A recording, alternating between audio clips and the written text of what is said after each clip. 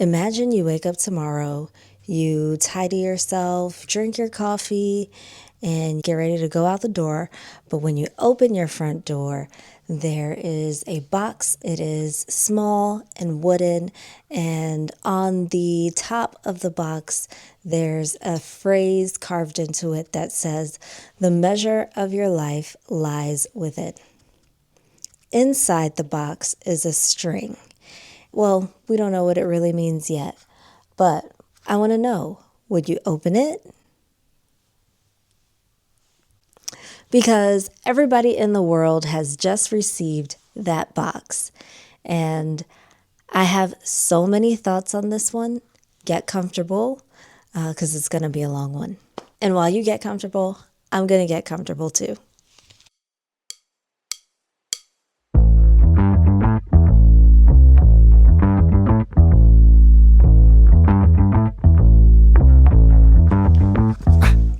Right, so I've got tons of notes on this one. Today we're going deep on The Measure, a novel by Nikki Erlick. This is her debut novel, and it's genius in that it's told through 8 different points of view, and all these points of view represent strangers whose lives intersect at different points in the novel and become inextricably woven together after the boxes arrive. I need some tea.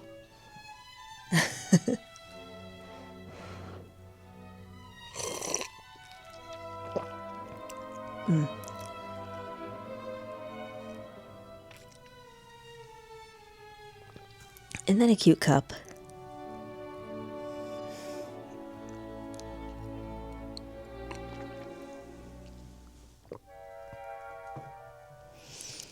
So here's how this is going to work, because I know that not everyone has already read this novel. Everything up until this timestamp will be spoiler free. So I'll share the premise, my reading experience, the big themes, and whether I think you should pick this book up. But after that, I'm going to give spoilers, endings, twists, everything in between. So you've been lovingly warned. And stay with me, because at the very end, I'm going to share one thing that I might have altered. And I don't think it's what you would expect. Okay, so I've got my notes. Here's the premise of the story. One ordinary morning in March, every single person on Earth who is 22 years old and up receives this box. This mystery box just arrives on their doorstep. It doesn't matter where you live. You could be in an apartment, a home, a tent, or just everywhere.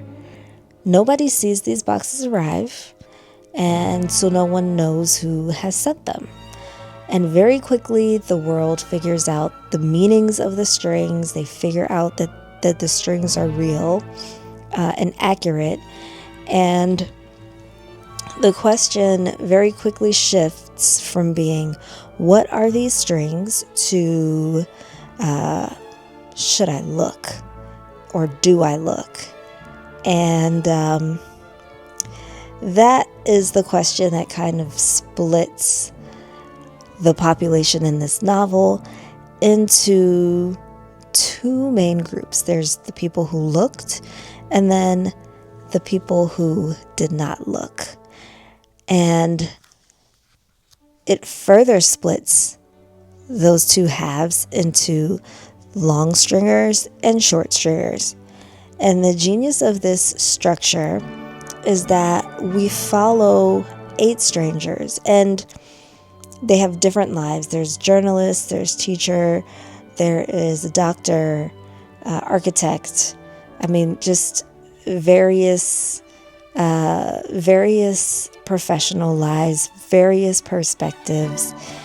Even politicians are main characters in this novel. And Nikki slowly braids all these points of view together. So, for example, someone from chapter 2, they meet up with someone in chapter 36, and every time it happens, It feels very intentional, and if I think about this novel as its own universe, it feels like these 8 characters at some point in time are meant to intersect, and it's very clever. So, let me tell you why I picked this book up. This book was recommended by my book club, the 30-something Ladies Book Clubs. Shout out to Megan, Victoria, Annie, and Denise.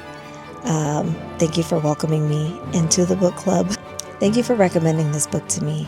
This book was at the top of my 2026 to-read list, and it's the first book that I read in 2026. And I read it whenever I could.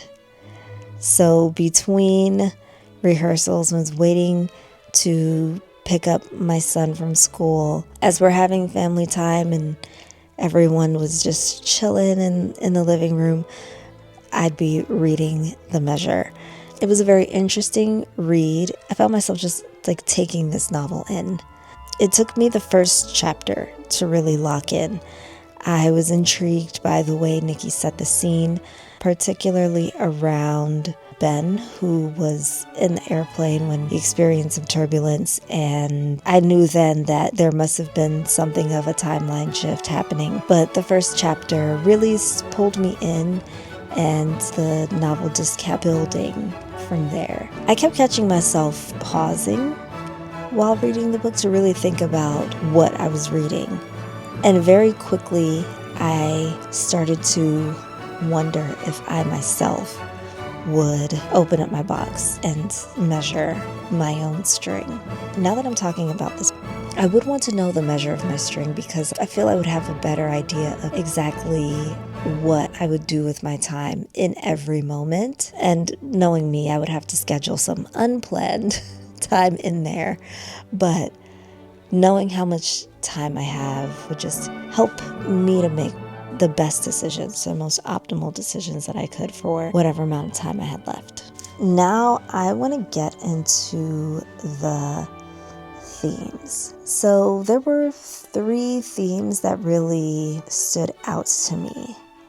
Theme 1, we kind of talked about it a little bit, but this one was whether knowing is a gift or a curse. I feel like the novel is genuinely fair to both sides in the sense that you get the perspective of the characters who want to know the measurement of their string, and then you get the perspective of characters who don't. And for the ones who do know, sometimes it frees them up and they seem to navigate life in a way that feels more purposeful. The main characters, that is. And there are some ancillary characters. They really don't get much airtime in the novel, but they have strings that measure really long, and they are kind of reckless in their decision making. And then we get to hear from the perspective of characters who know the measurement of their string. And it makes them really do an audit of their lives and see what changes they will immediately implement so that they can optimize for the rest of their time. Then there are characters who they open their box, they know the measurement of their string, and the mindset or the perspective of those characters is not one that is freed. It's not one that is, what can I do to have the best time while I'm here? It's more of a grief that's not really named because now they know. And I think that question is not really clearly answered in the novel, but it is one that comes up quite frequently of, should I look, should I not look? And like, is it better to know or is it better to not know? We also get to hear from the characters who choose to not look. The characters who choose to not look, it seems like they separate themselves from everyone else in the book. And there's a saying that came to mind with these characters, which is that ignorance is bliss, because them choosing to not know kind of manifested in the way that they responded to others who did know. It seemed like they felt like they still maybe had something of an edge over the people who knew the measurement of their strings, in the sense that they were insulated by their own not knowing. The book treats both as their own kind of courage, and I was expecting the book to have a more defined line of what it means to be courageous. When I think about those two options of looking and not looking, I still think the book does a really good job of letting the reader decide what's more courageous. And I think the book does a good job of letting the reader kind of do some self-analysis to understand whether they would choose to know or choose to kind of stay in the dark and not know. Theme 2, and this kind of builds off of theme 1, but theme 2 that I noticed was how quickly factions were created, hierarchies were created based off of who chose to look and who chose to not look. And for the group that chose to look, it was very interesting to see how quickly one group of people were othered and considered inferior because of the measurement of their strings. And it felt very applicable to so many instances that occur in real life, that it sort of felt like reality dystopian, that within weeks to months there's discrimination happening. People who have shorter strings have a harder time getting jobs. They have a harder time getting insurance. They even have a hard time being able to serve the military in the way that they would like to. And it felt like within this book, there were characters who were already disenfranchised, who then had the added, I don't know if I would say burden, but they had the added weight of having a short string. And I say they have the added weight of having a short string because people with long strings, they also had an added weight, but between the two, only the short string was viewed as a burden. And in this novel, we see politicians creating division amongst the people based on the measurement of their strings, and also based on this idea that people with shorter strings were othered and didn't really count as much as those who had long strings. And this, it in itself did not feel far-fetched. It just felt very real. And it made me feel sad to read this in a novel that is so profound, yet so rife with things that happen every day in current society. And so I felt like the strings were a metaphor for something else. As I was reading this novel, it just felt like it didn't necessarily need to be a string that came randomly in the mail, but I digress. It was just interesting to see how quickly the group with short strings were scapegoated for things that were happening. I would say the third theme that came out of this novel was love on a deadline.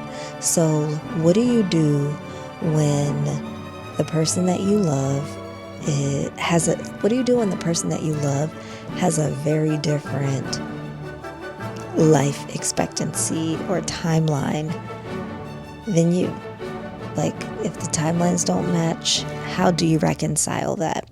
Do you protect yourself and walk away from the opportunity to be loved? Or do you stay knowing that at this particular point down the road, you will experience some devastation and heartbreak? And that is the cost, right? So this novel asks that question of more than one couple, and there's never an easy answer. One storyline in particular comes to mind as I'm reflecting on this novel 6 months after reading it. But one storyline comes to mind that I was in tears I was in tears as I was reading it, and I'll discuss that in the spoiler section. But yeah, it was beautifully done. Verdict, and who should read this book? First, I rate this book a 4.75, 4.5 out of 5, just because one part of the book became a little bit too repetitive for me, and I'll also talk about that in the spoiler. But 4.75, I thought it was very well written. It was clever in the way that the characters' lives intertwined. The writing itself was engaging. It was easy to put myself in the setting and envision everything as it was happening. The conversations between characters felt realistic for the phenomenon that they were all experiencing with these strings arriving in the world. And I really appreciated the realistic lens, although it was quite dystopian. If you love character-driven and speculative fiction with big questions, this is your book. This is plot-heavy. It has nice twisty pacing, and it's not a thriller. It's a very slow burn. Each character does a really good job with kind of building up to the climax of each of their lives. There's not one singular climax, there are multiples, and that felt satisfying in the sense that it wasn't just one character driving the story. It was kind of all of them contributing in, I would say, pretty even parts. If you've already read and you loved One Day by David Nichols or The Midnight Library by Matt Haig, then this book would fit nicely on your shelf next to those two. Okay, so the spoiler wall is coming up in a few seconds. If you're leaving early, first of all, thank you for being here. Thank you for spending time with me and listening to me talk about The Measure by Nikki Erlick. Subscribe before you go so that you can be notified when I do my next book essay. And I'd love to have you back for the next one. I'm aiming to do one next month. Read the book and then let me know what you think when you finish reading the book and you come back to this video. So everyone still here has read the book, or you are like me and you have decided that you've already invested so much and it's okay if you know of the ending before you finish reading it. So last chance. I'm going to take some tea. All right, here we go. I want to start with Nina and Maura. Nina and Maura carry the question about love on a timeline through the whole book. At the very beginning, Nina is one of the first characters that we meet, if not the first. Again, I read this 6 months ago. Nina has a long string, and we learn very quickly that Maura has a short string, and they both have to live with the reality that Maura doesn't have as much time as Nina. The book is really good about showing the grief that they both feel and the resentment that they both feel as well. Nina understands that Maura has a short string, and so she does, on top of apologizing, she does everything that comes to her brain to do to kind of help Maura deal with the grief of knowing that she's going to die in a set number of years. And Maura is obviously grieved that she knows her time is coming to an end, and she's understandably resentful of the fact that her partner doesn't have to worry about life coming to an end so soon. The book does a great job, I think, of showing how Maura tries to navigate these feelings of love mixed with grief mixed with resentment in a way that the reader can really empathize and understand. Here's a couple where both people are really trying to understand each other, and at the same time, Maura, the short stringer, is getting more of the centering and a little bit more of the attention because her string is short. I felt like their arc was very well done. I appreciated that they still chose each other, knowing that they had different timelines. I thought that that was beautiful. And I thought that was a beautiful representation of what it means to love someone. Now, Ben and Amie. I honestly have to say that Amie was an annoying character for me. The way that they were introduced was fine. The way that they introduced themselves to each other, poetic love letters between strangers who wouldn't even write their whole name. It was just a letter from B to A and from A to B. And they fell in love through their letters to each other. Amie chose to not open her box, so she doesn't know the measurement of her string. Ben does know the measurement of his string, and that is how they meet, because Ben is a part of a short string support group that meets in Amie's classroom, and they have an assignment. They have to write something down. I forgot what, because I read the book since 6 months ago, but he accidentally leaves a paper in the classroom, and then Amie responds to the paper or the note, and she leaves it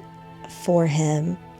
He finds it, he responds, and they just kind of do this pen pal thing back and forth.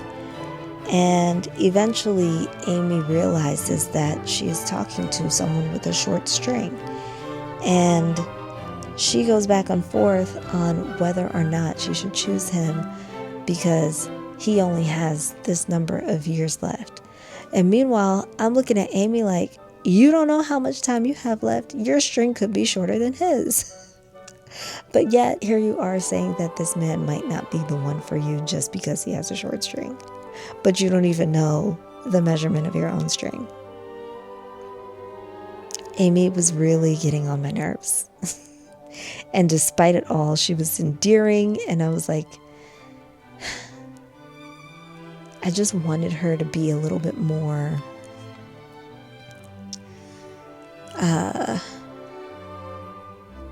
less annoying. I had a feeling that their story would go the way that it did, and I was hopeful that they would choose each other. It was very clear to me that Ben chose Amie, and I was just hopeful that she would reciprocate and she would choose him too. I thought she might also have a short string. Now, what I didn't expect was the ending of their story, and I was in tears when I read that ending because it was just, again, poetic. The way that Nikki Erlick wrote their story, I think it was so well done. Yeah, her choosing to not know all the way through, like Amie never looked at her string. And I don't know how I feel about that. I feel like they knew the measurement of Ben's string, right? And they made a lot of decisions to accommodate and prepare for Ben and when his time would end. But I don't see that she was concerned about making preparations for when her time was coming. I don't know if Amie not looking was supposed to prove that being in the moment, in the middle of the journey, is better than being preoccupied by the end coming. But I know that throughout the novel, I was really annoyed. A lot of the beginning of her arc, she was just not trying to look at her string. And hey, you do you. But like, don't be upset that other people know the measurement of their string, and it's a measurement that they themselves cannot control. And like, I felt like, don't penalize them for that. So I'm glad that in terms of Ben, I'm glad that she chose him. I really wish she would have just looked at her string though, because I mean, if you have the power to know, then why not? You let me know if you if you agree or disagree. Jack and Javier. Jack and Javier are two soldiers. Jack has a long string, Javier has a short string, and Javier really wants to serve the country, and Jack is doing this out of familial tradition. This is something that is kind of a rite of passage in his family to go into the military and serve. But Jack has no true interest. He just wants to work a desk job, whereas Javier really wants to serve the country to make his immigrant parents proud. And on top of the disparities that come with being an immigrant and new to a place and having to navigate cultural differences and to learn new systems and places, Javier also is the recipient of a short string, while Jack is the recipient of a long string. As a result, Javier is ineligible to serve in the military in the way that he would like to, and Jack is eligible to serve in the military in a way that he would not like to. So they choose to swap strings. And Javier, I found that he was so moral in a sense that he wanted to do the right thing. He became Jack's friend because he was standing up for Jack and kind of helping him through school. And he had a really hard time accepting that by swapping strings, he would be able to serve in the military in the way that he always dreamed that he would. So there was some grief there and some resentment as well. And I think also knowing that it would very quickly be realized that he lied about his string. So here's this man of honor who is not 100% truthful about the measure of his life.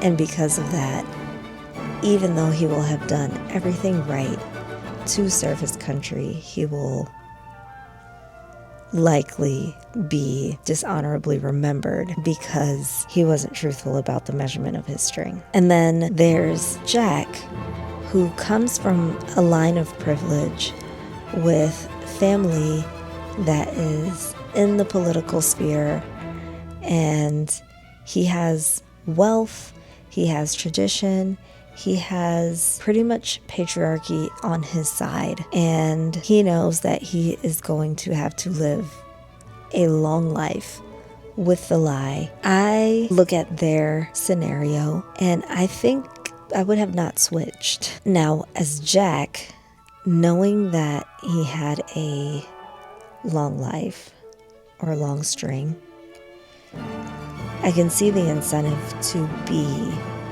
dishonest. I can see, why he would want to say, hey, let me give you my string, and I'll take yours, so that he could be comfortable and do his 9-to-5 work at his desk and then go home to his life. I don't know that I would have been able to live with that. Yeah, I would have just kept my string. But I also looked at their swap as a way for them each to take back some autonomy over the way they were living their lives, because the only reason that they had to reveal the measure of their strings in the first place was because Jack's uncle got into the room and decided that short stringers would only be good for short term, and they were not reliable for on the field war efforts. And before that decision was made, there was kind of a level playing field regardless of whether your string was short or long. And it wasn't until Jack's uncle, Anthony Rollins, made that decision and then made them have to contemplate switching strings.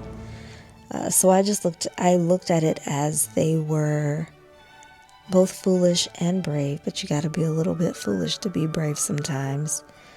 I looked at it as ultimately they were being brave and choosing to take back control of their lives. Was a way to say, I'm not going to let another power dictate the choices that I make. So I thought that theirs was a little bit more nuanced, it was a little bit different to navigate the tension that their stories presented. And here's another deep dive, and I mentioned Anthony Rollins and Jack and Javier's story, but there is a shooting that happens very early in the book, and I was devastated by it because Hank was my favorite character.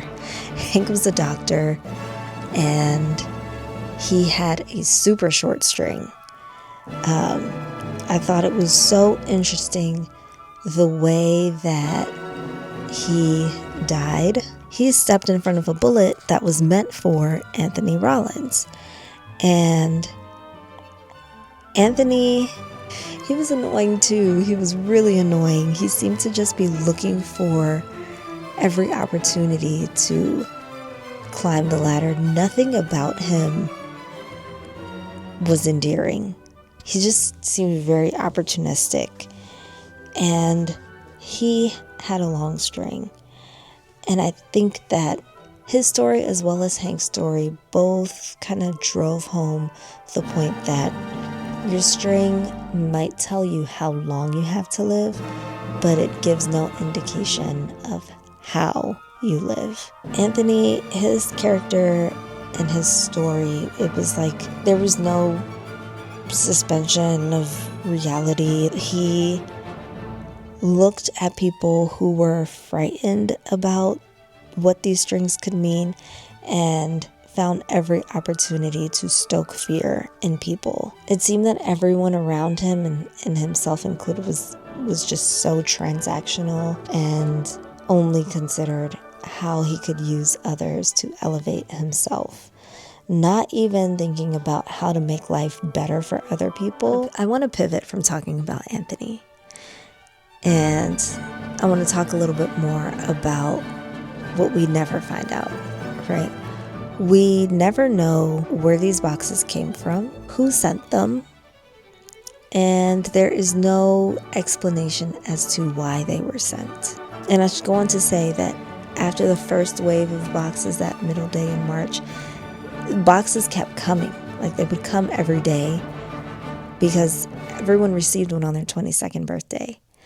So this was a phenomenon that was happening continuously. So I thought that that was interesting, and I don't think the book was really about the boxes or the strings themselves. I think the book was more about how do people make choices. I think for the main characters in the story who knew the measurement of their strings, I think that they spent every day doing what they could to make the most of their time. And for most characters that we get to hear from a lot outside of Anthony Rollins, I think that they tried to prepare the people around them for what would happen whenever their time was coming. What do you think this book was about? I'm curious if you felt like the author could have included more detail or given us more background. Let me know in the comments. Okay, so the one thing that I would change about this book is I would have liked a little bit more background on Wes Johnson Sr. Wes Johnson Sr. was the short-stringed presidential candidate who was opposing Anthony Rollins. And Anthony had a long string. I would have liked to see more and to hear more of Wes Johnson Sr.'s perspective, because we don't really see much of his perspective at all, so we don't really know what his politics were, though they seem to be better. It also seemed to be an unfair advantage that Anthony had a long string and Wes had a short string, and an unfair advantage that it was found out that Wes had a short string. So I would have changed that because I would have liked to see more of a fair competition between the two. Again, the way that it played out was very plausible. Those are just my personal things. I would have liked to see more of these characters' backgrounds. This was a really good book. I've recommended it to so many people. It brings up a lot of questions if you read it critically. Before you go, I have a few questions I'd like to ask you, and feel free to answer them in the comments below because, this book deserves a comment section that goes off. So, 1, would you open your box? No hedging, either yes or no, let me know. 2, if your person's string was a different length than yours, would you want to know? And then 3, was the ending brave or do you think it was a cop-out? Let me know. Next month's deep dive. The next deep dive is already on my completed shelf. I'm going to be talking about the Authenticity Project. So subscribe so you don't miss it. And if you want to see what my actual week looks like between book talks and deep dives, please subscribe. Go ahead and check out my weekend review vlogs. I've got some gig videos as well, so you can see rehearsals, you can see my runs, and all of that is on my channel. But I'll see you in the comments. Bring your string opinions. Until next time.